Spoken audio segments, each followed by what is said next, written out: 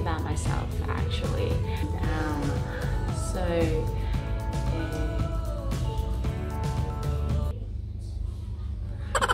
He's just looking at what Lauren was doing. Distraction number one happening right now. Yes, what? Baby, mommy's doing a video right now. But you need to practice. No, I can't practice. Why not? Because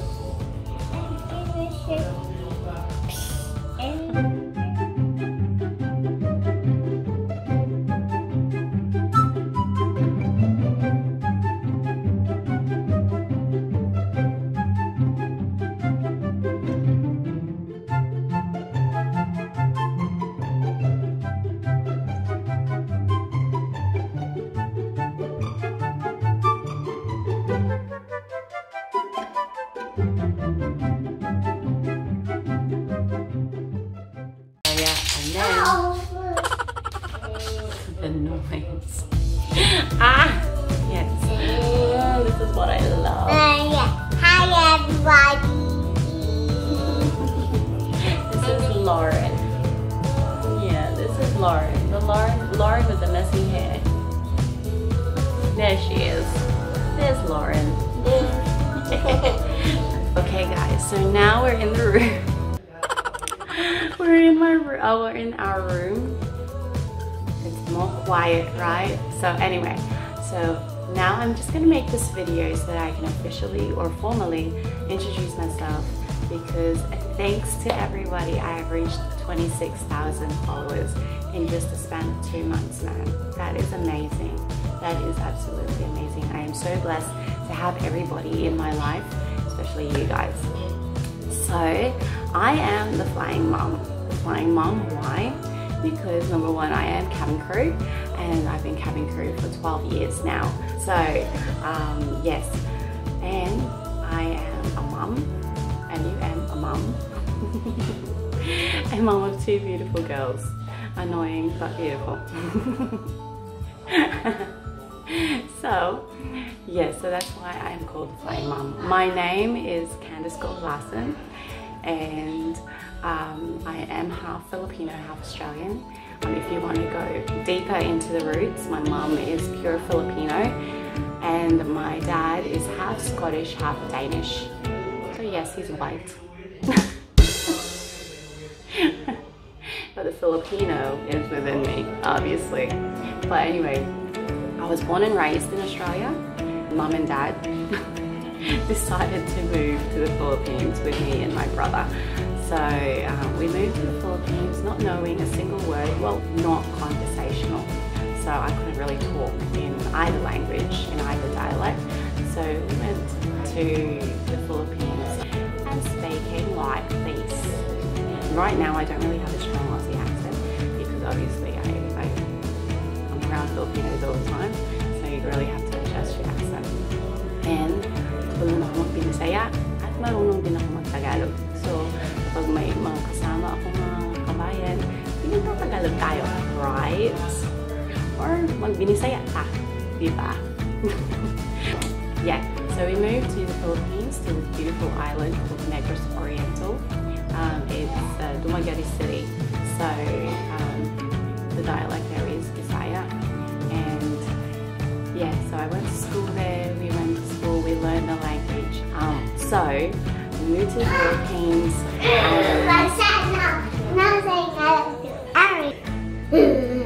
Oh gosh. This is Kalia, everybody. Her name is Kalia Meg. She's 6 years old. Oh gosh, it's so hot. But anyway, we are in the room because Daddy, what's Daddy doing? Daddy's working. He's streaming. Look, a key. A key. Okay. You wanna hold it?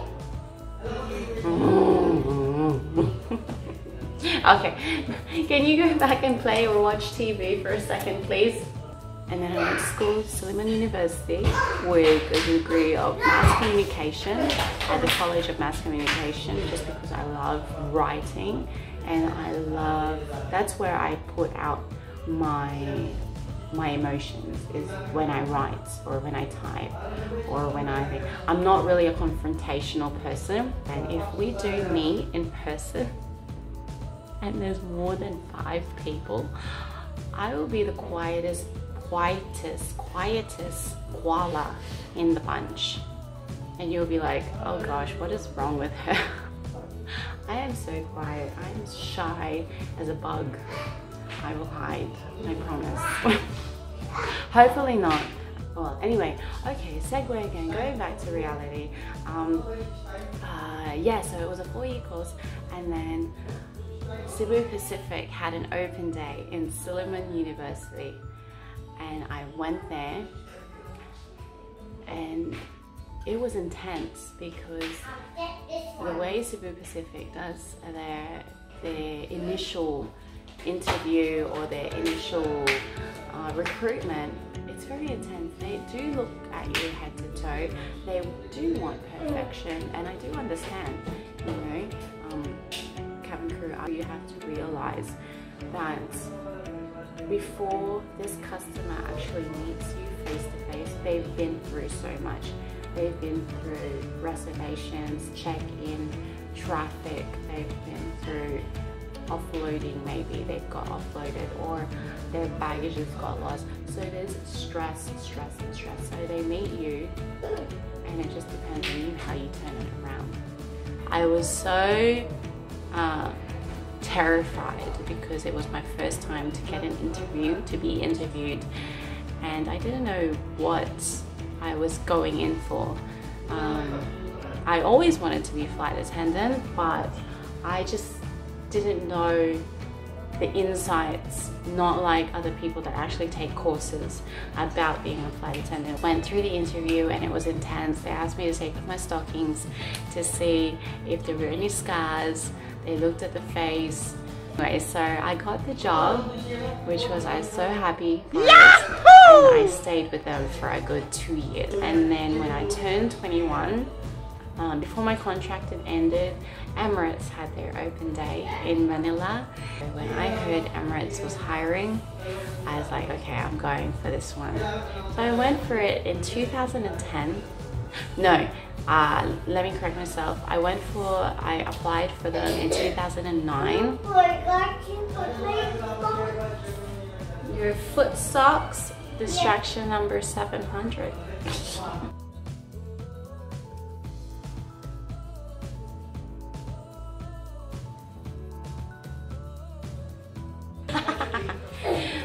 Alright, so yes, so Emirates hired in 2009, and I went for the interview, and my final interview was on my birthday, which was on October 26, 2009. And they actually wanted me to move to Dubai in February. However, they called me mid-Jan. So I told them with Cebu Pacific there is a 30-day notice. So they said, fair enough, we'll meet you in March. So that's why I moved to Dubai in March 8th, 2010. Alright, so and then I got the job with Emirates, and I've been with Emirates ever since. It's been a good 10 years. And a good 10 years with Emirates, and hopefully more. Group discussion was where I got really scared because, as I said earlier, I get really tense in front of a lot of people, so you could imagine me. I was very quiet. I did not say a word, and we had our names on our chests. And I remember this one girl, this one lady, she was part of the recruitment team, and she saw my name. Everybody was at each other. You can imagine this group saying, no, maybe we should do this, maybe, and everybody was discussing. And the spotlight was on me because I was quiet. And then she said to me, Candace, are you okay? Yes, I'm absolutely fine. She's like, what can you say about this topic? And at the back of my mind, I remember telling myself, you're done for. Final interview, it was one-on-one, And oh yeah, we did a reach test as well. They have a certain amount of centimeters and 2 scenarios, and they look at you and you have to give them eye-to-eye contact, because if you start doing all of this, they know instantly that you're trying to make up something. So yeah, so I answered them and I was just like, oh my gosh. And then they gave me a piece of paper with pictures and they asked me to choose one from the other and explain why and where, what do I see in them. It's kind of like a psychological test, I think it is. And yeah, and then congratulations, I got the call and then I got the job. A lot of people ask me why, like how, is there like top 10 things you need to do to be part of Emirates? The answer is no. There is not a list. There is no such list of these are the things you have to say or these are the things you have to do. To be honest, people that recruit, they are very good at what they do. That's why they're in that position. They can see through you. So they will know that if you're genuine, if in the situation you're so nervous you end up making up a story and you're just blabbering and you're making up a story, they will still see within your facial expressions, within the tone of your voice, or within some areas that even if the story is made up, you will actually genuinely do it if it does actually happen to you. At the end of the day, you being yourself, you being truthful, and you just knowing what you know and putting it out there, giving confidence but not too much confidence. As you can see, I was the most quietest one in the group and they still picked me. Maybe because you will come across a lot of situations on board when it is the best thing to do is to just step back. A lot of people didn't believe in me just because of how quiet I was, and a lot of people would joke around like, oh really, so you're just gonna stare at the customer? Because my family, my friends and my family know that if I don't know the person, I don't really talk because I observe them first. That's a thing that I've always done ever since I was a kid, that I would observe you and try to read you before I start talking.